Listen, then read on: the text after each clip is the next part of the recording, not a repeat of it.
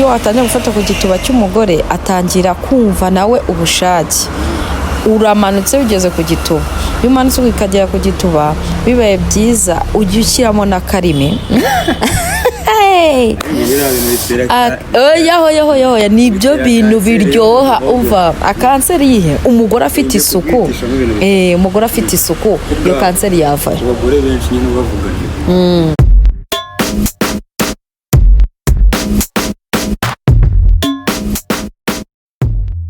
nongeye kubasuhuza inshuti zanjye nkunda, ndabizi yuko mama nkurikiranye ikiganiro buri munsi kwa yuko akenshi mukunda kumbaza uko muzajya mubigenza mu ngo zanyu. Ngiye kubabwira aho umuntu yakora kugira ngo umukobwa nubwo yaba adashaka kuguha igitsina akahita kiguha atarinze kuba yakugora.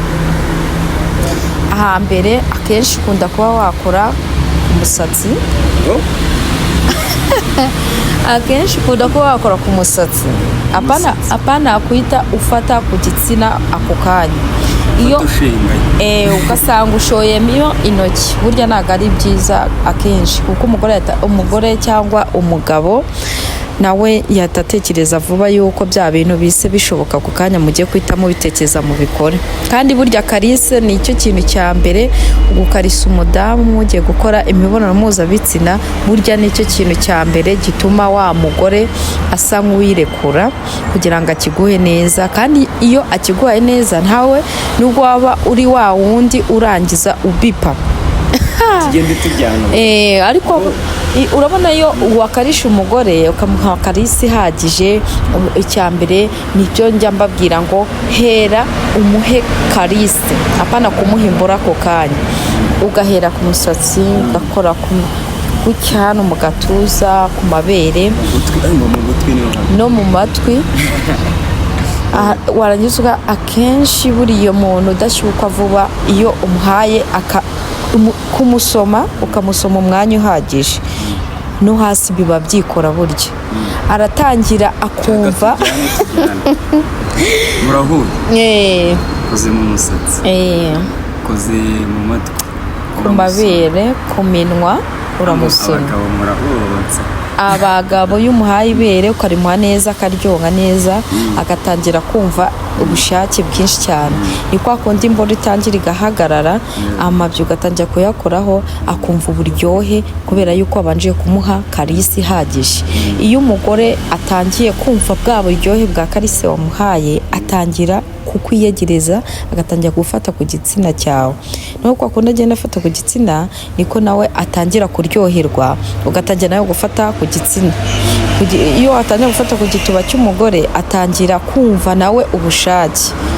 Uramanutse ugeze ku gituba, iyo umanutse ukagera ku gituba bibaye byiza ujya ushyiramo n'akarimi.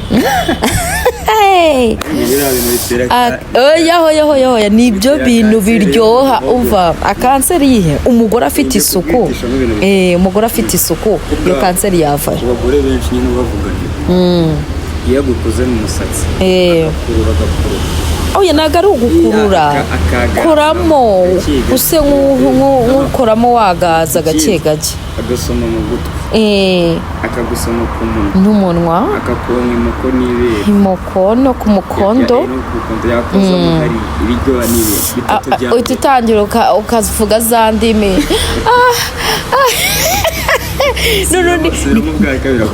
Wavuga za ndimi, ni za ndimi za none za ndimi zitangiye wa mugore kuba yazivuga, wowe uratangira wowe.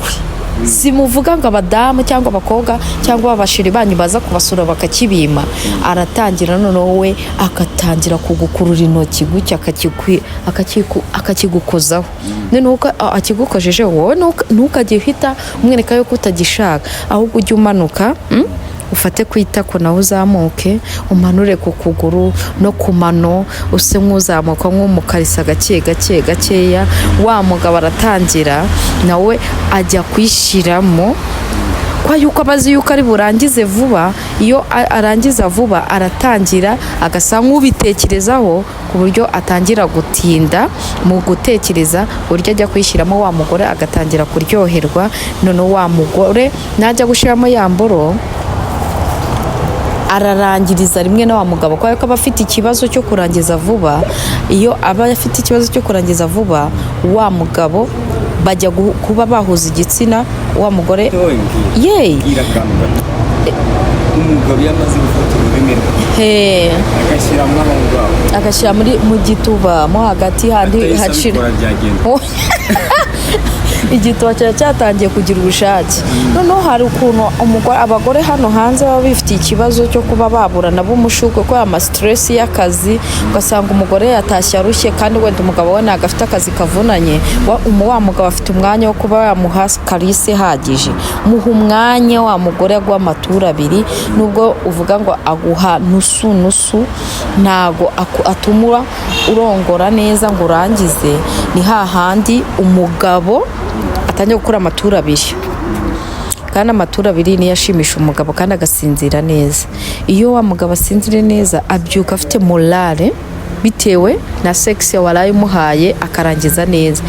Noneho mu gitondo niyanda gukubita iyi nsazi, noneho ugasanga noneho nawe ubwawe utangiye kujya utekereza wa mugabo wawe nubwo bagiye ku kazi, ugatangira gutekereza imboro, ukavuga ati mana mugabo wanjye kazi kurongora shiri wanjye, cyangwa kuvuga ati shiri kamamagare wenda atahe kare. Iyo uhaye umugabo neza igituba ataha kare.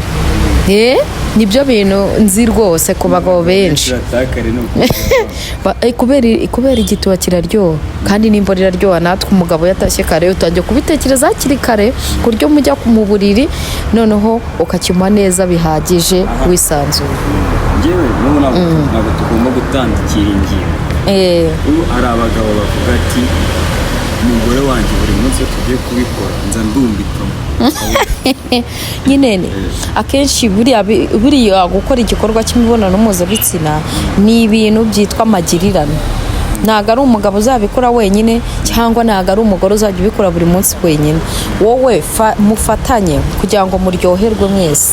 Iyo umufatanyije, umugabo wenda ejo yandongoye neza ndarangiza, ni gute njyewe ntatataha nanjye mukore akantu wenda nk'urugero muhindura agaposteri, nimuha neza ejo azongeramo neza. Nayishyiramo akarangiza nk'amaturo abiri cyangwa ubwo ni abiri nijoro, mu gitondo hakaba iya gatatu, wa mugabo ni gute atazajya ahora anekereza, azajya ahora ataha kare. Niyo mpamvu usanga umugore we uzareba umugore ubu igituba neza, umugabo we usanga adatinda mu gasozi, usanga ataha akavuga ati reka nawe vuba vuba madamu wanjye ubu yanekereje, arumva yabishatse kandi njye kumurongora hakiri kare kugira ngo tubigire umwanya.